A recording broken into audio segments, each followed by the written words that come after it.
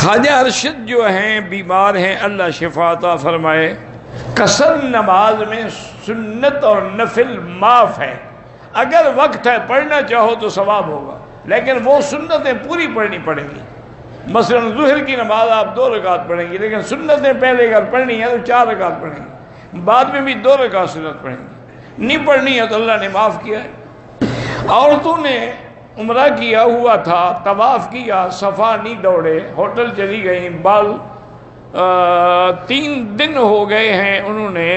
اچھا ایسا کریں کہ اگر انہوں نے بال نہیں کاٹے نا تو وہ اپنے آپ کو احرام میں سمجھیں، واپس آ کے طواف کریں، صفا دوڑیں، پھر بال کاٹیں، بچ جائیں گی، ورنہ دم دینی پڑے گی، عمرہ بھی برباد ہو گیا۔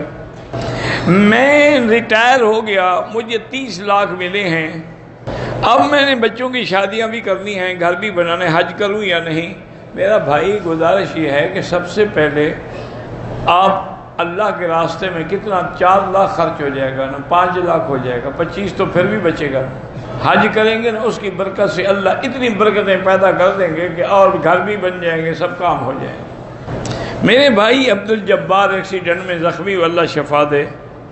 ہمارے 11ویں کے نتیجے آ رہے ہیں، اللہ کامیاب فرمائے۔ اللہ ہر بچے اور بچی جو بھی امتحان دے رہے ہیں سب کو دنیا میں کامیاب فرمائے، اور اللہ آخرت کے امتحانوں میں بھی کامیاب فرمائے۔ ہم مکے میں رہنے والے ہیں، طائف سیر کرنے گئے تھے۔ بہرحال طائف جانا ہے تو حنفی مسلک میں عمرہ لازمی ہے، وہ میقات ہے۔ باقی ائمہ کہتے ہیں اس کی نیت چونکہ عمرے کی نہیں تھی، اگر نہ کرے تو دم نہیں پڑے گی، وہ سیر کے لیے گیا تھا۔ میرے لیے دعا کریں کہ پریشانی دور، اللہ ہر مسلمان کی پریشانی دور فرمائے۔ بہرحال میں سعودیہ میں رہتا تھا، پاکستان جا رہا ہوں، تجارت کا ارادہ ہے، بس استخارہ کر کے چھوڑ دیں، اللہ پہ ساتھ دیں، پھر جو منظور ہے اللہ کو وہی ہوگا۔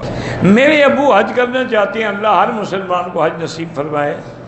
کہتے ہیں کہ ایک مولوی صاحب نے چندے کا ڈبہ رکھا ہوا ہے اور اس پر لکھا ہوا ہے کہ حضور کی آمد مرحبا۔ یہ اس نے چندہ ڈالنے کا بہانہ بنایا ہے کہ حضور کا نام لوں گا تو لوگ پیسے ڈالیں گے نا۔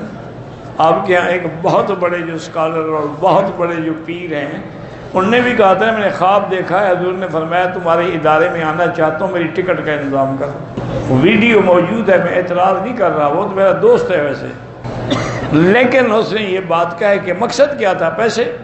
اب کتنے لاکھوں لوگوں نے حضور کی ٹکٹ کے لیے پیسے بھیجے ہوئے۔ یہ سب بہانے ہوتے۔ ہمارا ایک دوست ہیں، وہ اب بھی ہیں، بڑا اچھا مدرسہ انہوں نے بنایا ہے، تحفیظ القرآن کا، لیکن مدرسہ ماشاءاللہ بہت اچھا ہے، طلباء بھی ہیں، اساتذہ بھی ہیں، پڑھانے والے بھی اچھے ہیں۔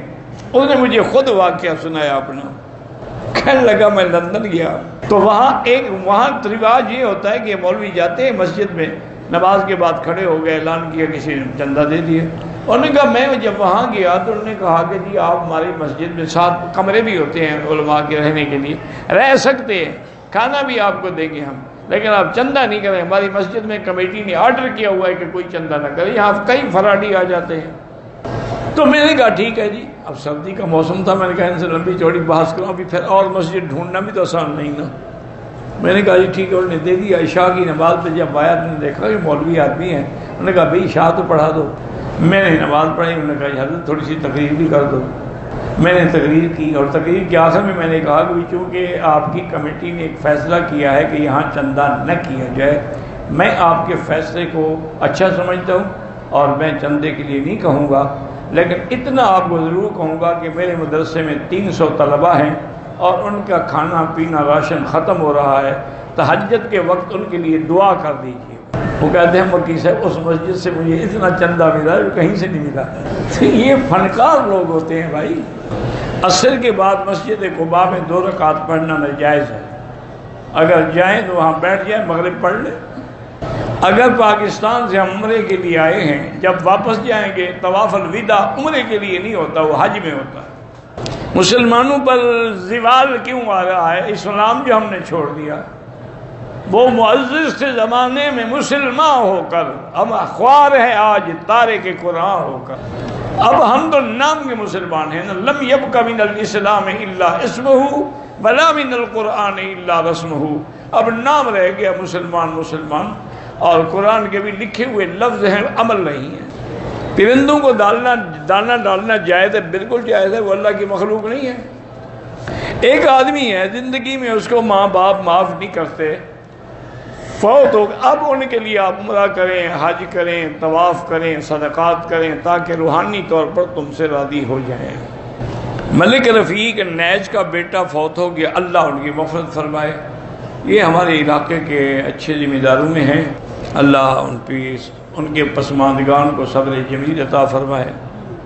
ہاں، دینی ویڈیو وغیرہ بنانا، علماء کے درس وغیرہ ریکارڈ کرنا، یہ جائز ہے کیونکہ آگے تبلیغ کا ایک ذریعہ ہے۔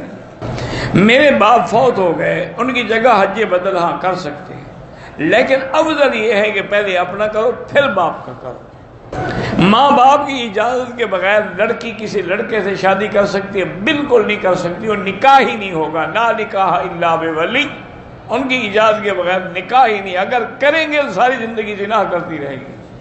اگر ہم 3000 کی چیز 1 سال کی ادھار پہ 6 سال میں 6000 میں فروخت جائز ہے، قسطوں پہ ہر کوئی زیادہ پیسے دیتا ہے، صاف بات ہے۔ امام نے سجدہ تلاوت والی صورت پڑھی، ہمیں پتہ نہیں چلا، امام سجدے میں چلا گیا، ہم رکوع میں چلے گئے، ٹھیک ہو، آپ کی بھی نماز ہو گئی۔ جو کھڑے رہے رکوع میں بھی نہیں گئے، ان کی نماز نہیں ہوئی۔ استخارے کی دعا چھپی مل جاتی ہے، وہ لے لو، چونکہ لمبی دعا ہے تم یاد نہیں کر سکو گے۔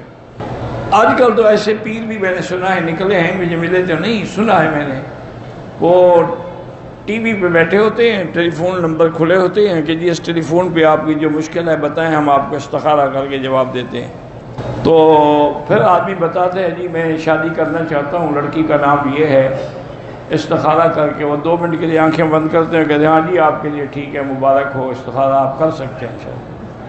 یہ 2 منٹی استخارہ ہم نے ابھی سنا ہے۔ اللہ کے نبی فرماتے ہیں 1 دن 2 دن 3 دن 4 دن 5 دن 6 دن 7 دن استخارہ کرو، اور پہلے 2 رکعت نماز پڑھو، پھر دعائے استخارہ پڑھو کہ اللہم انی استخیرک بعلمک واستقدرک بقدرتک واسألک من فضلک العظیم فانک تقدر ولا اقدر وتعلم ولا اعلم وانت علام الغیوب اللہم ان کنت تعلم ان ھذا الامر، یہ کام میرے لیے خیر لی فی دینی و معاشی و عاقبت امری فی عاجلہ و آجلہ فاقدرہ لی ویسرہ لی وسہل علی ذلک الامر ثم بارک لی فی اللہم ان کنت تعلم ان ھذا الامر شر لی فی دینی و معاشی و عاقبت امری فی عاجلہ و آجلہ فاصرف عنی فاقدرہ لی الخیر حیث کان ثم رزقنی بہ۔ اب یہ 2 منٹ میں دعا پڑھ سکتے ہیں، بس اللہ ہدایت دے، کیا کریں۔